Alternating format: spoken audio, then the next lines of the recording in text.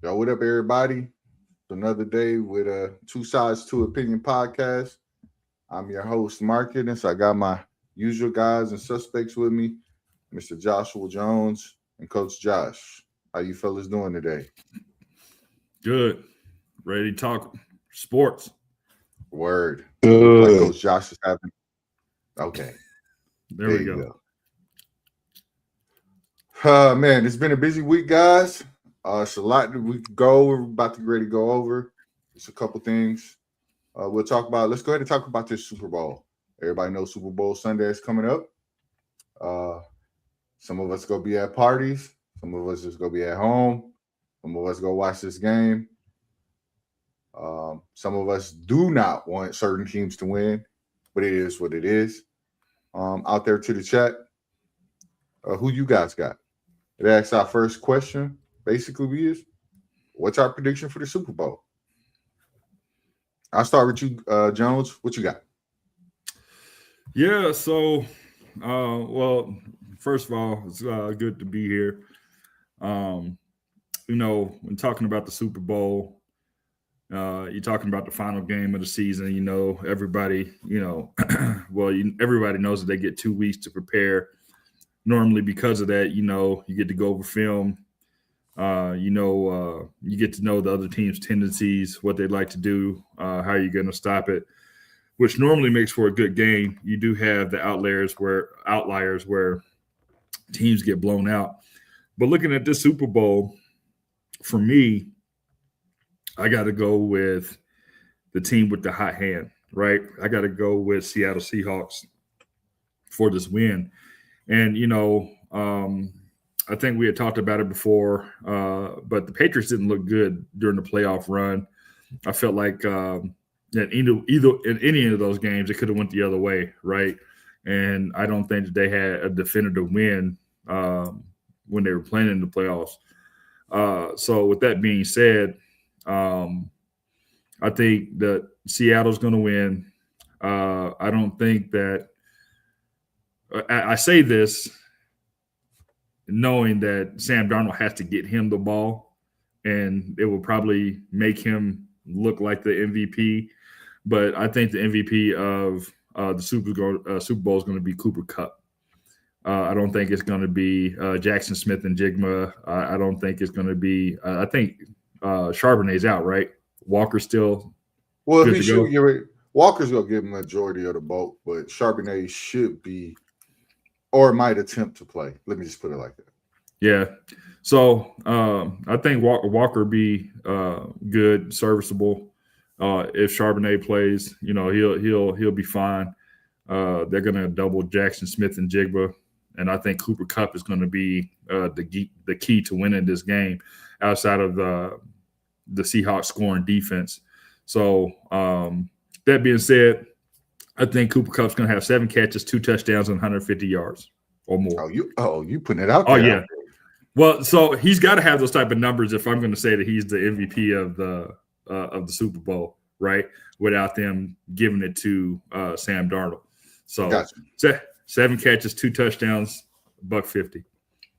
All right, Coach Josh, man, who you got and why? Oh, man, I've been watching and kind of going over some things this week with both the teams.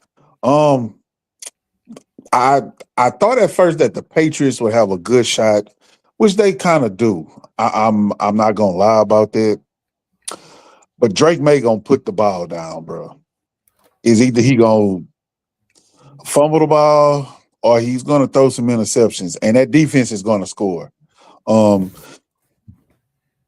So I'm going with Seattle because Sam Darnold hasn't been really having too many turnovers lately. And that's been the key for them too. And I don't really think that it's going to be a close game. I'll be taking Seattle 10 plus. They're going because that defense is serious. And I know Mark has been saying this for a while, like the defense is really, really good. And New England has a really good defense also. But it's just Drake May, man, he gonna throw you some great passes, but man, he either gonna throw you an interception or he gonna fumble the ball.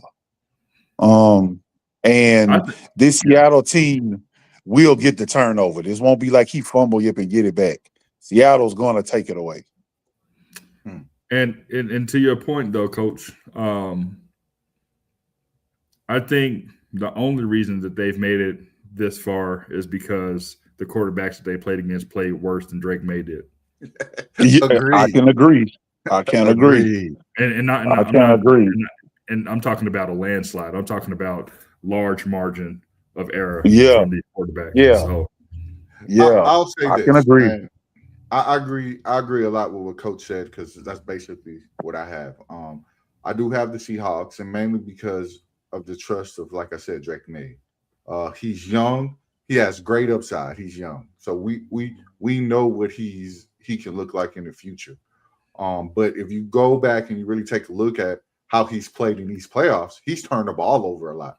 He's turned the ball over with fumbles, interceptions. The only reason why we ain't talking about him and talking about a CJ Stroud, who now has a haircut, is because he turned the ball over so much. He turned the ball.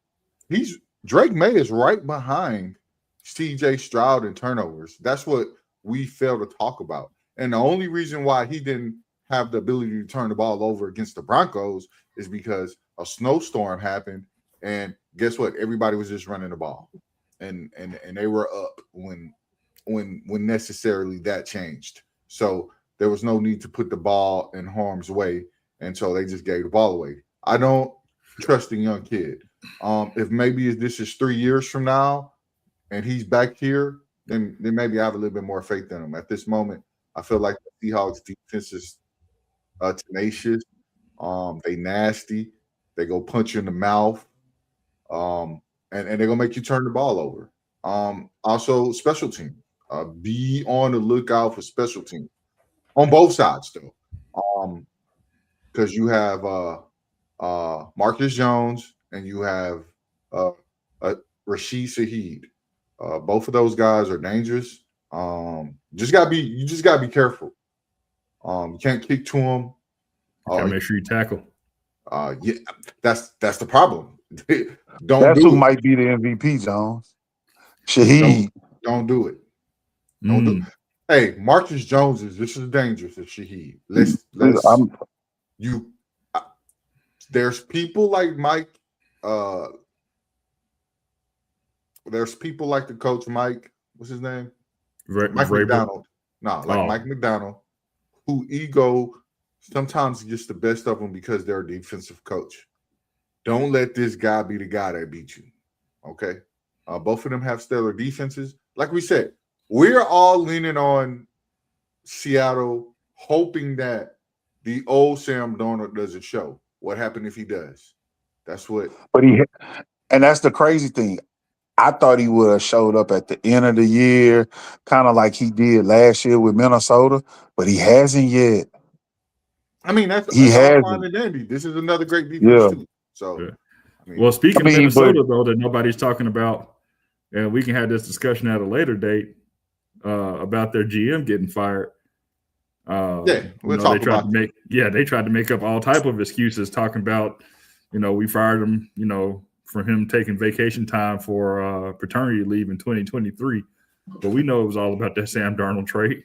Yeah, it's coming back to, but I think this is more than him. But that wasn't. Yeah, but that wasn't on him, though. Yeah, I think the owner stepped in and said that, hey, they took that. And guys in the chat, who you guys got for the Super Bowl? You either got New England or you got Seattle. Is it close or is it a blowout? You guys tell us. But with the Minnesota thing, you're right. I think it came down from the owner, wasn't it? Yeah, but JJ McCarthy was starting. Yeah. Well, no, we can talk about that later, man. But I just thought it was odd that they fired the GM, saying that it was something from 2023 when he took paternity leave. Well, when they don't, how when somebody says "I told you so," or somebody makes you look real silly, like Sam Darnold's making them all look. you get to a point and you're like, the coach don't want to say it's me, and the GM don't want to say it's me, and now the owner's like hearing the mumblings from the fans and people probably throwing shots like, "Hey, bro, you should have kept Sam," and he go back. You get mad. You try to figure out what happened. So somebody has to be the blame and the scapegoat. Yeah, I get it, but nobody has foresight to be like, you know what? As soon as we let this guy go, he's going to a Super Bowl, right? I'm gonna put it like this. I don't feel like he should have been fired because you had to see what you had in McCarthy. You took him the in young kid that you drafted. Yeah, you had to. Now you saw what you had. Go ahead. Can I say this? What's up? Please. JJ McCarthy's rookie year, he was about to be the starter. No, we're not before he got hurt. Yeah. So like the coach wanted him. So when they said the GM just let Sam Darnold go, I'm like, they already had JJ McCarthy penciled in as the starter. Yeah, that's what I'm saying. You kind of had to see what it goes back to what I was saying. You see what you got in a young kid, and obviously 9 is not what you want. Well, how many times though does it go the other way, right? Because listen, when Sam Darnold was with the Panthers, nobody's kicking the Panthers saying, "Hey man, you should have kept Sam Darnold," right? And then he goes to the 49ers, he really didn't play, right? And then he goes to Minnesota and has a resurgence, right? And then the good thing about him, he was able to take what he learned from 49ers in Minnesota and then apply it and get better and elevate it to the point where he's at now. But listen, I mean, Baker Mayfield, he was the next thing since the coming of Jesus, right? Until he wasn't, at the beginning of this season, he was great. And they was like, oh man, the Browns should have never let that dude go, but he at home with us. Yeah, we'll get back on this topic. Yeah, but go ahead. I digress. Yeah. To everybody in the chat, who you got? New England, Seattle, Super Bowl Sunday, Bad Bunny. We'll see you next Thursday. How about that topic? Man, I got my Spanish ready. We'll go to the next topic. This was a busy day, busy week for the NBA and the aspect of it was a trade deadline. There was a lot of things that happened. Some things big to me, some things not. So I'm gonna pass it to you guys. We'll start with the resident NBA guy, Coach Josh. What's something in your eye that caught you about this trade deadline, man?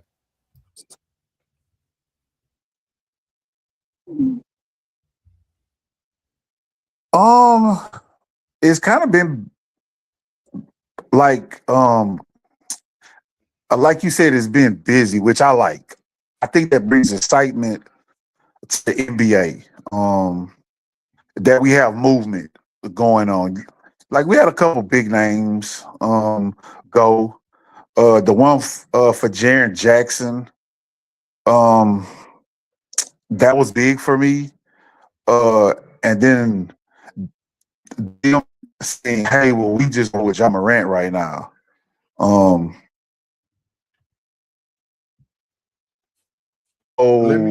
Scenario of what's going on in Memphis. Let me ask you that question about Jaren Jackson. What do you feel is the upside for that Jazz team now with the addition of Jaren Jackson? Nothing. And let me tell you this. And let me tell you this why. Because Danny Ainge, he looks like he really doesn't want to win, bro. Like he did that in Boston. When he first got there, he wanted to win. Doc got there. They did all the big trades. They won. Then after that, he just started accumulating like draft picks. Let me ask you a question.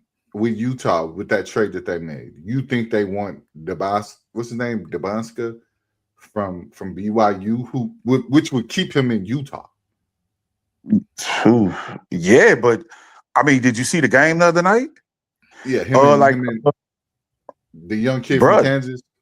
Yeah, bro. They say the boy done dropped like 5 spots, man. So I mean, there's not too many people and anybody in the chat. You guys see all the trade deadline news. If there's something that caught your eye, go ahead, hit us in the chat so we can go ahead and talk about it. But go ahead, finish up, Coach. But I mean, that would be something good to get. That wouldn't be bad. Like of a choice, but I actually would want to see them compete. Kind of like OKC did, man. For all those years, man, they accumulated all them draft picks. Man, then we finally got to see them win. Now you start to see, okay, well, we could get behind a team like this and players. Like, man, I be understanding why they do it, but like you got enough draft capital to go get another big name. Like, bro, like make it interesting, man. Like, show us you want to win. That's my thing. So I don't know. I mean, but I don't think Utah really wants to win. I ain't gonna lie to you. Now, Jaren Jackson is a big addition. I can honestly tell you that. I like his game. He's probably gonna make the Olympic team. He plays on both ends of the floor. He's a baller, man. He's a baller. Here's a few things that caught my eye. Then we'll go to Jones. You got AD going to Washington.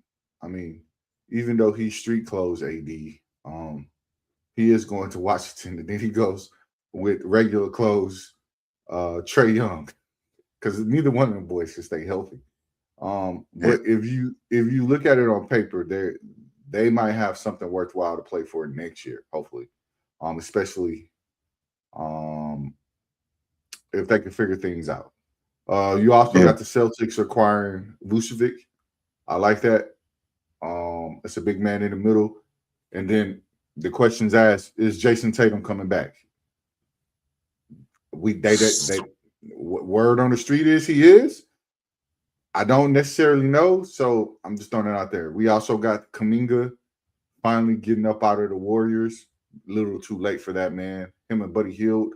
But next year he should have a great year. And the Hawks are going to be somewhat athletic next year. They go be stupid athletic. Like they go have guys that can jump out the gym and they're gonna be able to guard you. You got to be careful with them next year. Yeah. You got the word. What was the Warriors thing is getting Porzingis? Like he's 7'4". Didn't make sense to me. Just hey, let's get Porzingis. Like, but that's what I was telling you about Boston. Remember, I was saying I thought they would have went after him, but the Warriors gave up. Bro, they gave up James Harden to the Cavs. Yeah, that was stupid. I don't know. Why? Let me ask you that. Why do you call that stupid? Where has he won it? And everywhere he's been, he's demanded a trade. Yeah, that like everywhere. Like I forgot he had demanded a trade in OKC. I wish you would have seen the welcome committee that I had sent out in our chat, but we'll leave that in the chat. But he can always be who he is. Yeah, I hope that he stays healthy, and I think they can make a run. They're one of the top 3 teams in the East, so we'll see. And I'll pass that over to Jones because he gonna have a mouthful to say. Go ahead. So before I dive in, I love the points. I love the enthusiasm. You guys make me feel like something happened today. You guys make me feel like the NBA, teams got better today. But in reality, 20 trades in the NBA and none of these teams got better. Nobody got better? Nobody got better. If anything, everybody got worse. Okay, so the dude that got traded today to Minnesota. Who is that dude? The small forward, the forward from was Demani. Yeah, that kid has come along a long way. Yeah, they talking about that's the biggest trade of this Hey, bro, Coach. you don't even know his name. Yeah, that's the same thing I'm saying. So I was going to say, you had to ask two other people who didn't know who he was. No, I know his name. To- I can't pronounce it right, bro. Sure. yeah, I got you. No, I know exactly what you're talking I hear about. you. No, so I mean, everything today was a nothing burger. I think people just did stuff to do stuff. It's just like at work. You got those people that are busy, lazy, like they moving around, they making copies, and ain't doing no work. Ain't doing no work. They the first ones to clock. Listen, they the first ones to clock out. They the first ones on break. So let's take a look at it. The AD trade, aka Mr. Glass, for what? You listen. Don't come at me. Marcus said he in street clothes. I mean, he is. So you mad because I called him Mr. Glass, but you said what I said. I mean, bro, I blinked my eyes twice at Marcus, bro, but you ain't have to go like. So let me ask you you ain't a have better to question. Say hold my beer, Marcus. Let me go a little bit further. well, let me ask you a better question. The Wizards, what's the plan? Trae Young and AD, what's the plan? I don't think now one of them gonna be there next year. No, I think they both gonna be there next year. I think they both gonna be there next year. Can they stay healthy is gonna be the major question. If they stay healthy. So what's the plan? Well, that number one draft pick not gonna be there. What's the dude they drafted number one? Was it a year ago? Last year? Oh, sorry. Yeah, I don't think he's gonna be there then. No, he is. He's there now, Marcus. He's actually there playing now. well. He's actually. I've taken a look at their roster. They'll be a top 5 team if they stay healthy. That's the major key word. Marcus, if they stay healthy. So you know how Stephen A. Smith, you know how First Take and Get Up and all these people kind of say the same thing you did, right? If they stay healthy, we're not going to do that on this show. We're going to look at history. We're going to look at history. So when they get hurt next year, right? So when they get hurt next year. So when they get hurt next year, what's the plan? Then they was just doing stuff to do stuff, bro. So that just goes back to my earlier point. Them people ain't been since Hillary. Yeah, so Cleveland, Gentleman Club Jimmy.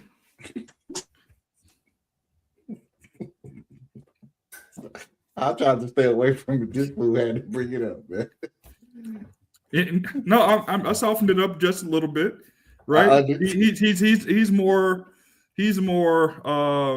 worried about off-duty activities than he is playing the game of basketball. I'm not saying that. He's saying that. History has shown that. I had a clip where this analyst went in on his last 10 years or so, right? And he said everything that Coach said. He's demanded a trade from every place he's been, right? He hasn't been happy. He doesn't show up in playoff games. Great in the regular season, but he doesn't show up when it counts. So James Harden to Cleveland for Darius Garland. It didn't make sense to me. Porzingis, you already brought that up. Golden State, what are they doing? There's no rhyme or reason. Let me ask you a question. What is Milwaukee doing? Passing up 4 first-round picks. So you know who was a minority owner for the Bucks, right? Who? Jimmy Haslam. You know who Jimmy Haslam is, right? The owner of the Browns. Yeah, he be doing everything. You know what Jimmy Haslam just did, right? Yeah. Overpaid for Myles Garrett when he wanted to leave. So there's a track record there. That's why he's, because we could have got 4 first rounders for Myles Garrett. We could have been better next year, but we won't be. So I mean, there's that, right? So And then Chris Paul. What are we doing? I mean, that's nothing. That has nothing to do with him. So Chris Paul to the Raptors? Well, he's not. They already said he's not going to suit up for him, so it doesn't matter. He's going to get cut. I think he's done in the NBA. Sure. But that goes back to my question. Why? Oh, I can tell you that one. Money. You want to get out the first. You want to get out the second apron and get back to the first apron because it'll be a lot cheaper, and you save a lot. You save yourself a lot of money. For the team. Yeah, which team? The Clippers. Right. So why would the Raptors agree to this trade? Because he wasn't the only one that they got in that trade. I forgot who else they got. This wasn't about Chris Paul. Chris Paul. Yeah, he was added collateral, but yeah, I get it. It was a three-way trade. Yeah, it was just a money. It was just a money thing, really. Oh, okay. They also got rid of Zubac too. They sent him to the Pacers. But to my point, right? It just felt like it was a whole lot of nothing. It was a nothing burger. Like I said, 20 trades and nobody got better, which is odd to me. Ja Morant didn't leave. Giannis didn't leave. And those were the two biggest names that everybody was looking for. So here's something weird that I believe is going to happen. I think we'll see those two together in Milwaukee. Who's that? Ja Morant and Giannis. Why? Nobody wants to give up picks for Ja Morant, and Memphis doesn't want to give up picks to get him out of there. He has a 2-year deal left, and Milwaukee needs something to keep Giannis in Milwaukee, and bringing in Ja Morant would actually help in the aspect of I don't think Ja Morant is horrible. Let's get it there. I do think if you put him and Giannis together, he makes the game a lot easier for Ja Morant being with Giannis. So, and then you get to clean some of the house of some of the money that you currently have that you can get rid of guys. If they can somehow keep the young fella in Rollins to play the 2 guard, that's a nice little combo that they currently have. So we add Ja Morant to the Bucks and they go to the NBA Finals next year. I don't know. I'm asking you. What do you think? I think they can easily make the Eastern Conference Finals. I don't think there's a team out there that's just the East isn't stacked at all. So. No, I get it, but I'm just asking. Just the addition of Ja Morant to the Bucks gets them to the with Giannis, but you have to say with Giannis. Yes. Okay. We saw what they did with Dame. The only thing Dame can stay. I'm just gonna write this down real quick. Write that down because next year when we come back to it, it's gonna be exactly what I said. But I really believe that's going to happen. I think Giannis and him end up together in Milwaukee. And so I get a Starbucks gift card when you're wrong. Right. And when they do make it to the Eastern Conference Finals, I better get mine. Yeah, so, you got it. So let's move on to the next topic, man. I'm gonna play a video first for you guys. I'm gonna give you a little context. This is coming from James Harrison, who used to play for the Steelers and play for Mike Tomlin. And he's talking about why Mike Tomlin is not a Hall of Fame coach. I'm just giving you guys a brief synopsis because where I'm going to put you in at, you'll understand why he's saying what he's saying at that moment. So give me 1 second.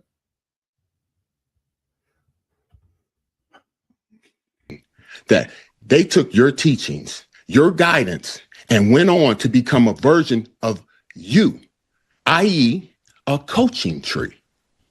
Okay? It's been almost 20 years and Mike T don't have a coaching tree. Why is that, Joe? I don't know. You got no answer. You have no answer why he doesn't have a coaching tree after being in the NFL almost 20 years. but he is one of the all-time greats, and no owner, no GM, nobody has come and said, you know what? I want one of your coaches that are under you, and I want that for my team. I can use that person to lead my team, to lead my defense, to lead my offense. Why? Yeah. So as you guys see, it is a soundbite, and I asked the question, how you feel about what he said? I'll start with you. I'll start with you, Jones. What do you feel about it, bro? Yeah. So listen, there are two people out in media right now that, dare I say their names, have the worst take in history. I'll just say it. It couldn't be any worse, right? So Emmanuel Acho talking about Shador Sanders, saying that he shouldn't listen to his coaches, and now you got James Harrison saying that Mike Tomlin isn't a Hall of Fame esque head coach. So let's just kind of talk about it real quick. Let's layer it. Go ahead. Let's talk about what he said. He's absolutely correct in the instance that Mike Tomlin doesn't have a coaching tree. Let's get that correct. He is right. Because if I ask you who's on Mike Tomlin's coaching tree, who you going to say? Who's on Bill Belichick's coaching tree? No, agree. No, so I mean, let's just no. Yeah. I'm agreeing with you. I understand exactly what you're saying, but I'm asking you to ask that question: who's on the coaching tree for Mike Tomlin? Both of us can say we don't know. Let's be honest. I mean, I do believe it's the most asinine thing he could have said, because I've never heard at the Hall of Fame speech they go, "Hey, yo, his coaching tree deep, son. That's the real reason why he got in." No, it's not the real reason why he got in. Let me ask you this, because I think we're in agreement. So I'll just kind of ask you this to follow up on what he was saying. So back to Bill Belichick, right? Because when you're talking about something to that magnitude, you want to talk about a certain level of success, correct? Correct. You don't want to. He's not saying it in the vein of, okay, these coaches have these trees and these guys were all bad. However, they were still coaches, right? Right. He's saying, to be a Hall of Fame coach, or to be considered to be a Hall of Famer, you have had to tutor, mentor, and had coaches branch out that were very, very, very successful, right? That were clones, doppelgangers of you. But I'm gonna say this: he's absolutely wrong, though, because no, I agree. That's not the criteria of what makes you a Hall of Fame coach. No, not at all. And I don't know how he got to that point of saying what he said. And don't get me wrong, James Harrison was a heck of a player. James Harrison was played for Mike Tomlin.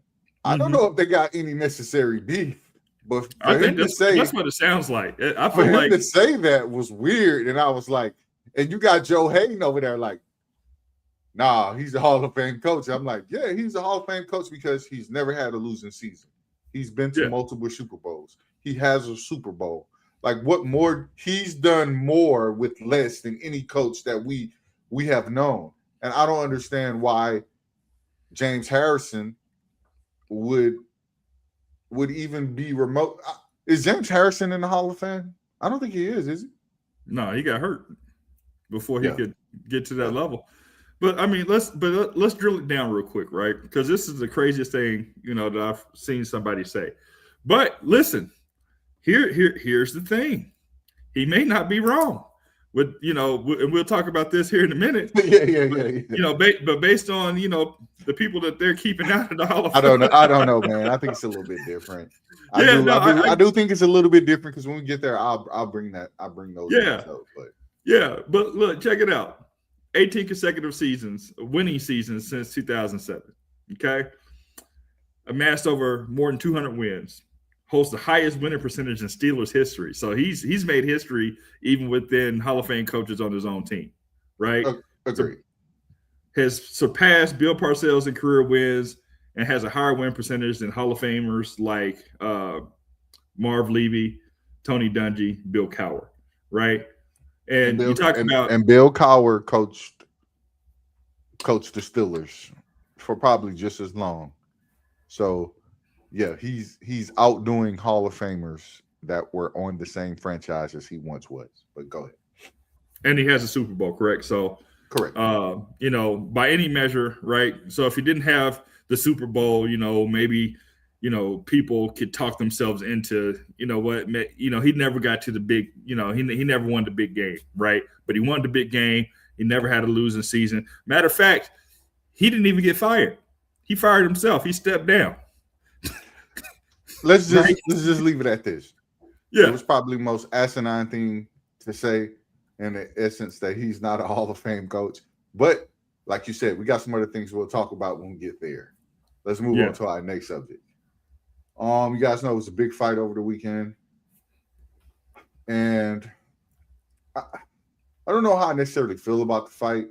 I will give you my take once we get there.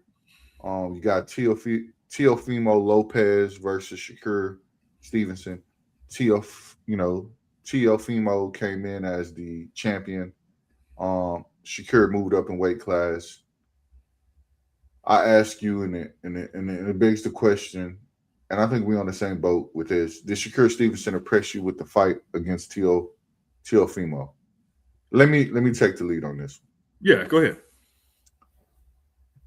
In order for him to be able to get the mega fights and bring in the money that he wants to bring in, he needed to win this fight.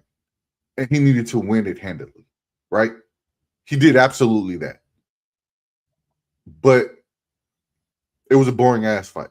Like, it was really boring. Like, it wasn't worth the money for paying for it unless you just this overhyped Shakur Stevens fan. Like, as I watched the fight, I was like, what is Teofimo? I think this is more on Teofimo not being ready for what was at hand. I want to go to his coaches, which is his father. Instead of his father giving him tips of, hey, man, when you go in there, hit him with the jab 2 times, step back. He likes to dip to the right, don't let him get to the right, then hit him with a counter. Yeah, well, he wasn't hearing there. None of that. All you was hearing was, hey, come on, man, are you going to fight or what? That's not appropriate coaching if you in a fight of this caliber.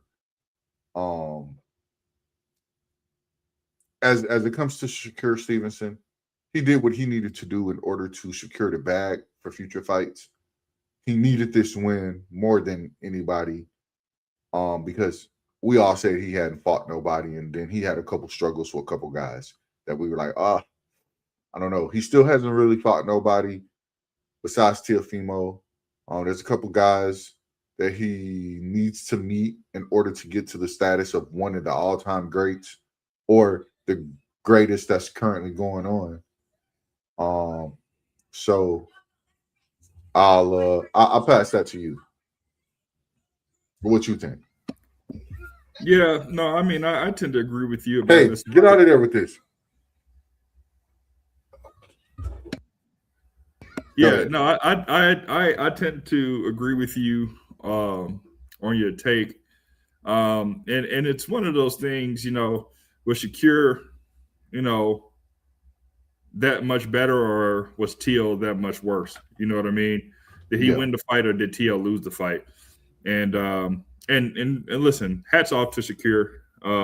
He landed some pretty good shots. Terrence Crawford was out there. He was pretty energized. I don't know if you I know you saw the fight, but I don't know if you were watching out in the crowd, when he would land some of the big hooks and the counters. Terrence Crawford would jump up and was very excited for the young man. Well, he had Floyd and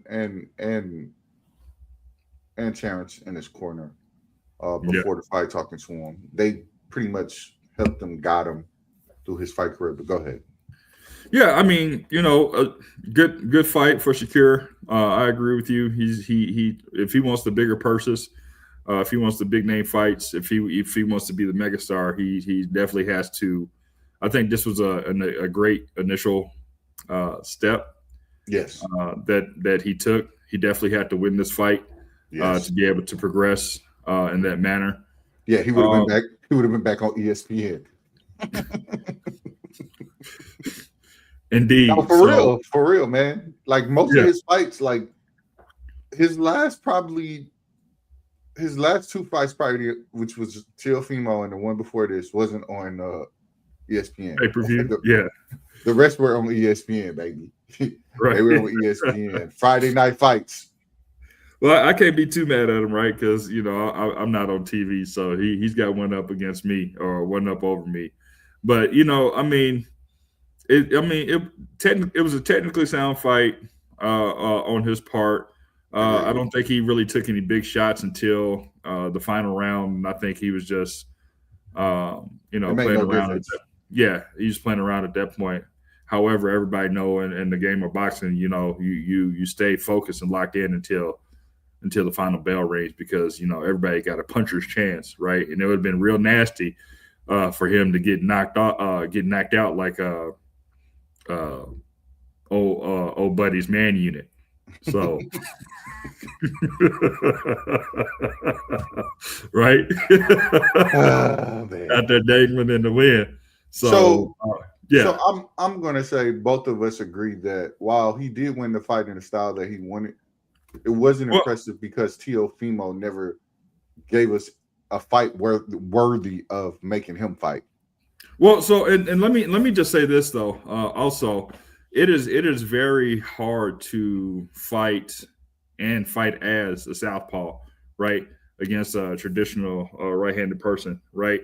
And normally what they say is, or the rule of thumb is, for the southpaw, or for the southpaw to keep your left foot, right, anchored outside of his right foot, right, so that you can land clean punches, you can counter, right, you can land the hook, you can throw the straight, but also your feet don't get tangled, right? But if you watch that fight, Teo's feet were getting tangled every time. And what Shakur was doing was, when he evaded, he was leaning back, right? So he wasn't stepping back, he leaned back, right, as he was coming forward, and he was coming forward and across. So he was stumbling as he was getting popped with that straight jab. So it was, I think it was just his style made the fight, and I think him fighting Shakur was just a bad matchup. Gotcha. Let's move on to our next one. Speaking of coaches and bad takes, I think this one is a bad take as well. As you guys don't know, these two, who are probably the most winningest coach and owner in the NFL, both were up for the Hall of Fame for the first ballots, and neither one of them got in. So it makes you, how do you feel about Bill Belichick and Robert Kraft not being first ballot Hall of Famers? I'll let you take that lead, Brody. Yeah, so Robert Kraft, he's still owner of the team. So I understand he's eligible, but he's an owner. He still owns the team. He still has time. I'm not too upset about that. Now, the owner has to put things in place for the team to be successful, right? To have a great environment. But hold on, man. We can't dismiss them winning. He had 6, bro. They have 6 championships. No. Yeah, Robert. I'm talking about Robert Kraft. I'm just talking about Robert Kraft. He's still the owner. He has 6. Sure. No, I get it, right? But for me, I think Bill Belichick was slighted, and I'm gonna tell you the reason why. So, and this is why I'm more upset about Bill Belichick than I am Robert Kraft, because Bill Belichick had to be away from the game 5 years before he even became eligible for the Hall of Fame, right? Yep. Now at this point, it's almost like what we were talking about earlier with the GM from Minnesota, right? Because now the owner's coming out talking about, he missed Pee Wee practice back in 2007. Like, what are we talking about? Listen, if you're gonna let him go, right? And with Bill Belichick, people are now like, he had all these scandals. He had Deflategate. He had Spygate. Listen, I don't agree with it. I was upset as a fan when it was happening, not so much the deflate gate, but more the spy gate, right? And but if you felt so strongly and passionately about him doing those things as a coach, you should have removed him as being a coach then, right? But you can't say that you had if you let him remain and be a coach throughout the rest of the years, you can't then come back later and say, you know what, I'm really upset that he did these things. So let's get the real cat out the bag, which is Bill Polian, right?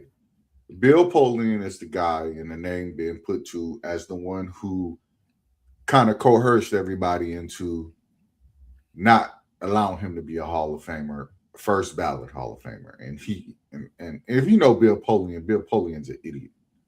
I don't like him as a person. He's always said some very shady things in regards to people of color. And he's also said some shady things when anybody has ever questioned him as a GM, because that's what he was. He had this thing against Belichick, and obviously it worked to a certain extent because he didn't make it first ballot. And we're talking about a guy that won 6 championships, a guy who led a team to an undefeated season, regular season, 16-0. Mm-hmm. And he's not in the Hall of Fame on his first time away from the game. Well, so we had talked about this, and I was going to bring it up with Mike T, right? Because James Harrison might be right. Right? If Bill Belichick is not a Hall of Famer, Mike T definitely isn't. Bill Belichick is going to be a Hall of Famer. He's just not a first ballot. No, sure. I get it. I'm being facetious. Yeah. And to the people out there in the chat, if you guys don't know what a first ballot Hall of Famer is, it's somebody who's well deserving of being in the Hall of Fame and shouldn't have to wait because they either exceeded expectations or they've done things that no one has ever done that has changed the game of football. And I don't know how winning 6 championships doesn't change like I said, doesn't change the way the football game has been played, or having an undefeated season going 16-0 and being at the helm of that. And in the same way, he was widely regarded as probably the best coach in football during that time. Am I lying? No, not at all. And so, I mean, and you hit the description right on the nose, right? So when Steph Curry is done playing basketball and he's up for the NBA Hall of Fame, right? If he doesn't make first ballot, something's wrong with the system, right? Agreed. Because Steph Curry changed the game of basketball at all levels, right? So not only his impact, with his team winning championships, but he changed the way that AAU and middle school and high school basketball is being played, right? Because everybody can't be LeBron James, 270, 6'8", and can run a 4.5. You know what I mean? Like everybody's not built that way. So go ahead. Here's what I will say.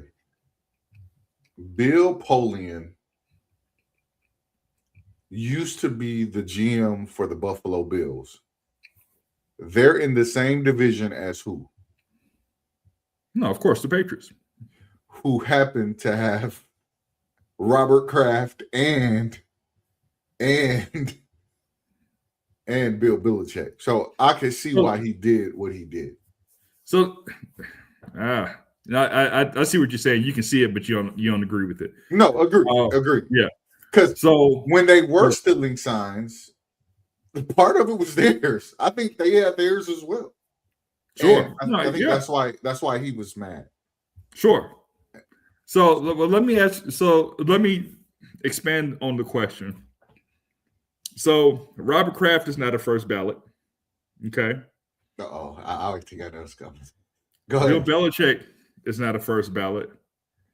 So by deduction, Tom Brady is not a first ballot. Am I wrong? by how they went about it, then yeah, you kind of gotta. Well, it's a little bit Well, different. because you have to keep it consistent. Because now, but he's a little bit different, and here's how: he went away from that and won a championship too. He's a little bit different because he went away. He did. Went away and won without those guys. So, sure. So let me push back a little bit, right? How many did he win with the Patriots? 6. How many did he win with Tampa? 1. Okay, so the mass majority of his career, right? His body of work in totality, majority of it, 95% of it, is with the Patriots, correct? No, we just saying first ballot, right? No. Correct. Yeah, you're correct. So what I'm saying is, if the people who were with him during his tenure, right, during his run and his reign, did not make it as first ballot Hall of Famers, you can only deduce that he too. I get what you're saying, but those guys are going to be in the Hall of Fame. No, sure. No, we're talking about first ballot. Well, this is what I'm saying. He's a Hall of Famer, but he did it away from them, so that might give him the little bit extra credit that needed him to be first ballot Hall of Fame. So we'll see though. We'll see. Let's get to our last topic, man, before we wrap up. And this one I kind of want to get to because there's some people out in the world I feel that there comes a time where you have to put your craft at hand and not worry about everything else, right? As you guys can see, Caitlin Clark is here. And she's been golfing. She's like on a Pro-Am tour. She was out here golfing. She's been in tons of commercials, right? Like, I get it. They want her to be the face. She has a huge following, right? How many games did she play last year? Do you know? I think it was 20? No, 13. 13. There you go. Yeah. You know how many games they have in the season? 44. I know it's not 82. Yeah. It's 44. Right? Yeah. Her team was 1 win away from the WNBA finals. Let me repeat that. For her to be the face of the franchise, the face of the WNBA, and she's only played 13 games, and we're not talking about the last 13. She played these at the beginning, and she tried to return and was gone again like 2 games later. She missed majority of the season. And now she's out here playing golf. Let me repeat that, golf. And she had a soft tissue injury playing golf. Out here doing commercials. Now she's out here on NBC Peacock doing NBC with the NBA guys.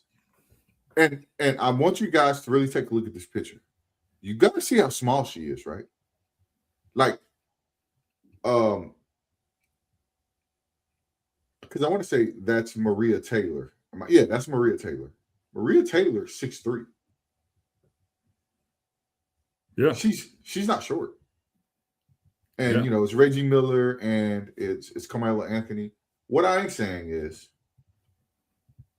she has to be better at her game. And after missing the majority of the season and her team going all the way to almost the WNBA championship, I need you to focus on your game, boo-boo. I don't need you to be out here on golfing. I don't need you out here doing press tours, because some things were said on that cast that kind of like rubbed her the wrong way in the essence of somebody calling her something, and they weren't necessarily wrong, but for you to want to be considered a great, you can't just be famously great. Because if you ask me who's the MVP of that team last year, it wasn't her. No, and that's a problem, right? Well, and let's not categorize, because no one said anything about her. It was a comparison of an NBA player. No, I'm not saying like. Let me. Yeah, no. Like, yes. Look, is she a good basketball player? Yes. Do they want her to be the face of the league? Yes. Does she have a huge following? Yes. Did she miss majority of the season last year? Yes. Maybe focus on that, and then everything else can come with it, right? Make sure you're taking and playing your game. Your team, darn near went to the WNBA finals without you. What does that say? Because the people and the crowd with you say you're the best in the league. I would digress and say there's a few others above her, but she's coming along. But when you have a group of individuals who say her team or her following says she's the best there is, then I'm gonna need you to prove that. And not missing majority of the season is not proving that. But I'll let you go ahead. Go ahead. No, I mean, so listen, I really don't have a dog in the fight. However, I do understand how some of these things happen. Okay. I know this is going to be a horrible comparison, a horrible analogy, but I'm gonna use it anyway, right? So it's just like Shador Sanders, okay? Shador Sanders just made the Pro Bowl, okay? Oh, he threw 10 interceptions, 7 touchdowns, right? He played 7 games. He was 3 of 4. The whole NFL community was upset that he even made the Pro Bowl. Matter of fact, there were people saying that he should have turned the honor down because he was so unworthy to be at the Pro Bowl. But that's not Shador Sanders' fault. Shador didn't call Shador and say, "Hey, I want to be at the Pro Bowl," and he put himself in. No, the NFL called because they knew he was a draw, right? So I get it. She played 13 games out of the 44. She may not even be the best player on her team. However, right now they're trying to ride the momentum train with Caitlin Clark, right? Because she's such a draw. She's so. Let me give you one. I'm gonna give you one question before we finish up. Yeah, go ahead. If she has another season like last season, then what? That's the question, right? I mean, so here's the thing. When she came to the league, there was hysteria, right? People were, saying that they were saying that she was the next Steph Curry, right? Or she was the female version of Reggie Miller doesn't agree, but if you guys don't know, this picture is from a couple days ago, and Reggie Miller said her game reminds him of Peyton Pritchard, who plays for the Celtics, and her face was classic. I would assume, right? I'm not a body language expert, okay? But looking at her body language and her facial expression, she didn't take too kindly to the comparison, right? Because she'd been hyped up so much, saying that she was the female version of Steph Curry, right? But when there's no villain and when there's no adversary, right, to kind of help propel that, right? Because no one's really talking about her and Angel Reese's beef anymore, right? There's no longer anybody talking about is Caitlin Clark versus the WNBA anymore, right? It's just her standing on her own game and talent. To your point, and not much has been shown since she only played 13 games and she didn't have the ability to continue to build on that momentum. So if this happens again, I think the lore, the mystery, the allure of Caitlin Clark will die and fizzle out. Well, There was a heck of a podcast today, guys. I want to thank you for staying with us. Please go to our Facebook page as we have started Two Sides to an Opinion podcast. Like and subscribe so you can get all the new content that we currently have coming out. And we sure do have a lot coming out. We're going to start a new series up here pretty soon. We'll bring some coaches in and some players, especially because basketball season has now really kicked in and it's almost playoff times for high schools, college, and playoffs will be starting soon for NBA as well. So we'll have some people come on, talk to us for a little bit. We'll put that out there, but thank y'all. Y'all have a great one, and we'll see you again on Thursday. Go Browns. Have a great one.